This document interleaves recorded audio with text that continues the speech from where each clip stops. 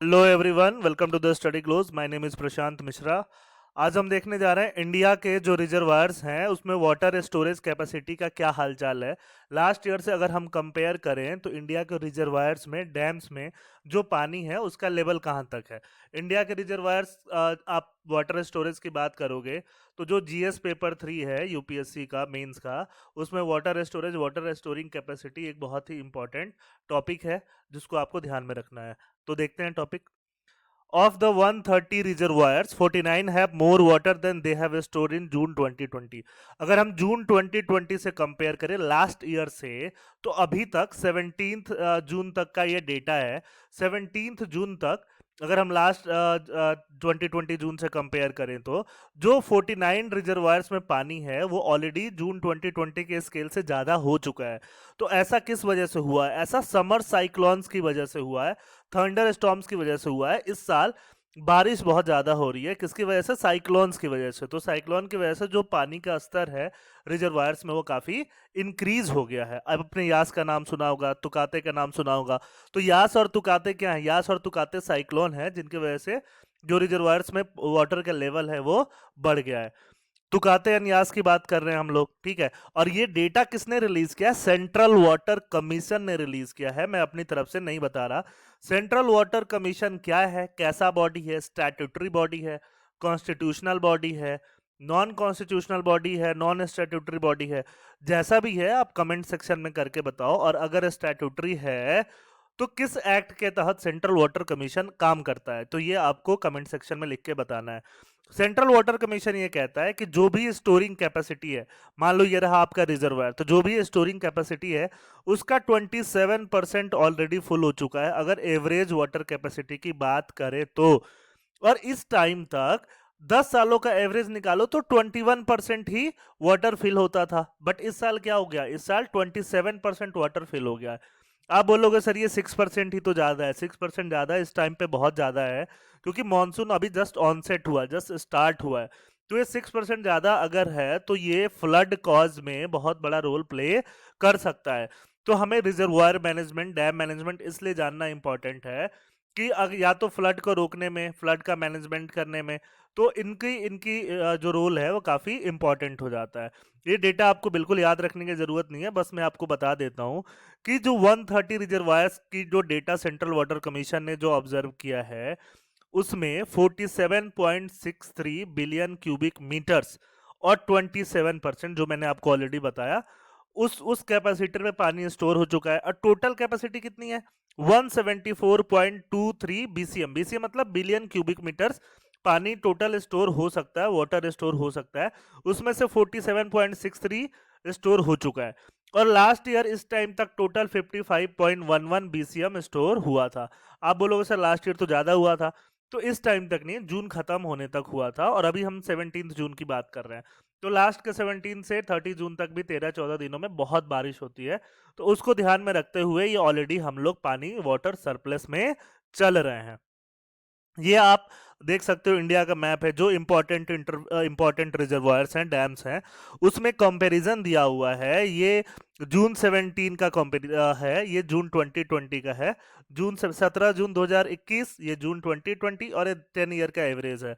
तो आप जिस ज्योग्राफिकल रीजन से बिलोंग करते हो, वीडियो को पॉज करो और देखो कि क्या कंपैरिजन वहां पे बैठ रहा है। ऑब्वियसली इसमें से कुछ भी याद रखने की जरूरत नहीं है, ये बस इसलिए है कि आप टॉपिक में थोड़ा इंटरेस्ट ला पाओ और समझ पाओ।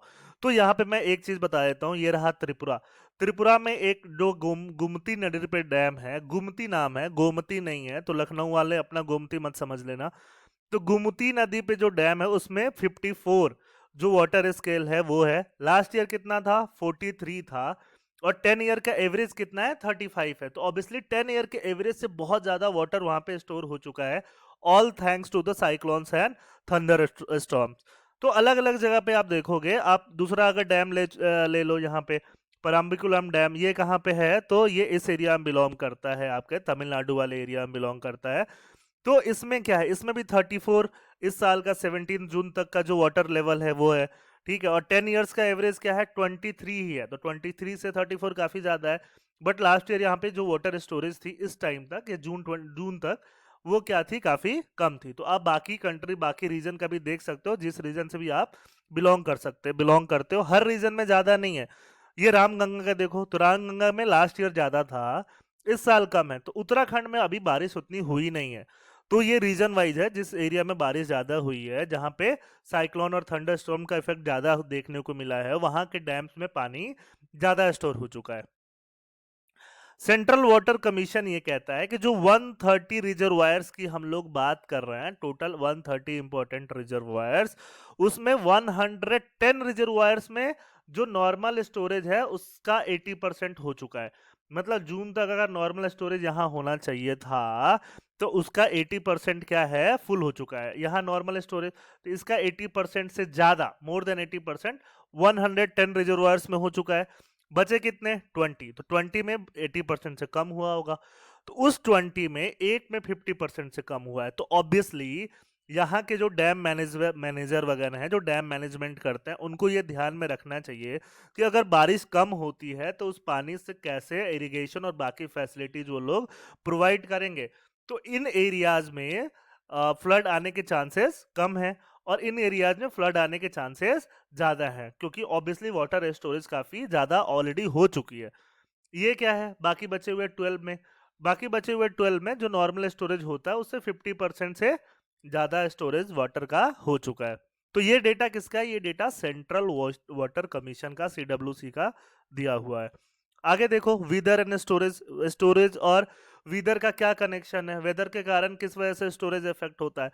तो इस साल क्या हुआ, इस साल कूल टेम्परेचर रहा, गर्मी थोड़ी कम पड़ी है। अगर हम मार्च से लेके जून तक अभी तक की बात करें, तो गर्मी कम पड़ेगी तो इवेपोरेशन कम होगा। जो भी नदी है, नाले हैं, पॉन्ड्स हैं, लेक्स हैं, उसमें से इवेपोरेशन कम होगा, वाटर स्टॉक्स में इवेपोरेशन कम होगा। तो अगर इवेपोरेशन ज्यादा होता तो ये क्या होता, वाटर टेबल डिक्लाइन हो जाता। बट अभी इतना डिक्लाइन ही नहीं हुआ, तो एक ये भी रीजन हो गया। और दूसरा रीजन क्या हुआ, कूल टेम्परेचर रहा, साइक्लोन्स वगैरह, थंडर स्टॉर्म आए, तो बारिश भी ज्यादा हुई। तो ये दोनों मिला जुला के ऐसा कंडीशन बना कि ओवरऑल जो स्टोरेज है, ओवरऑल जो वाटर लेवल है रिजर्वायर्स में, वो 110 रिजर्वायर्स में ज्यादा हो गया।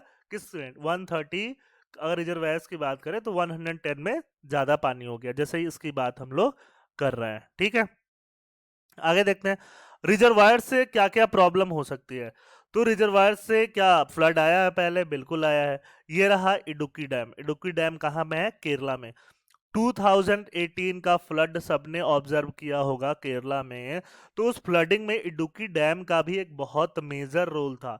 ऐसा बोला जाता है कि इडुक्की डैम क्या हो गया, ओवरफ्लो हो गया।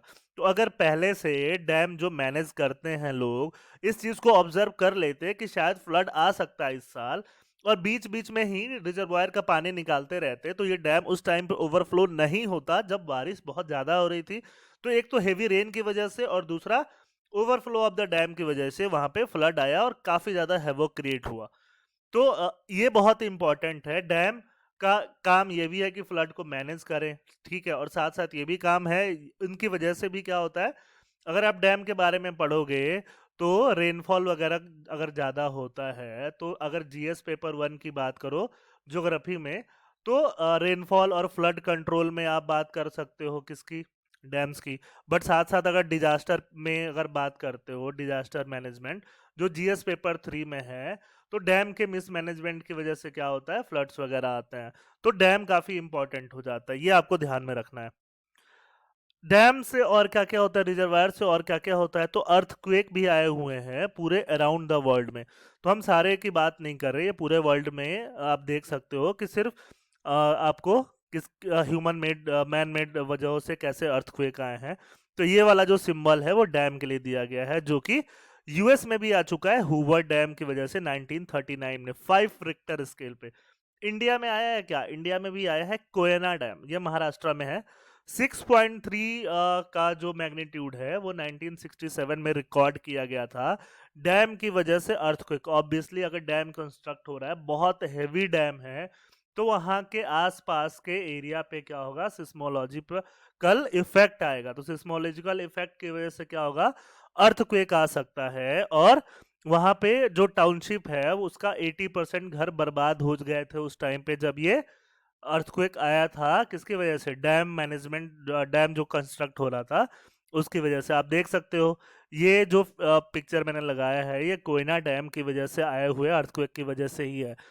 तो ये टॉपिक हमने रिलेट किया डैम रिजर्वायर से। तो डैम रिजर्वायर का मैनेजमेंट कितना इंपॉर्टेंट है, उसमें वाटर को कैसे मैनेज करें जिससे कि हम लोग क्या कर सके, फ्लड को भी कंट्रोल कर सके। एट द सेम टाइम अगर कहीं वाटर स्केर्सिटी होती है, पानी कम होता है, ड्राउट की कंडीशन आती है, तो उनको भी वो कर सके, मैनेज कर सके। ये सारी चीज़ें इंपॉर्टेंट है। इस टॉपिक में बस इतना ही। बाकी जो लोग UPSC civil services, current affairs, NCERT banking वगैरह कोर्स चाहते हो, हमारा ऐप डाउनलोड कर लो और चैनल को सब्सक्राइब कर लो। जय हिंद, थैंक यू।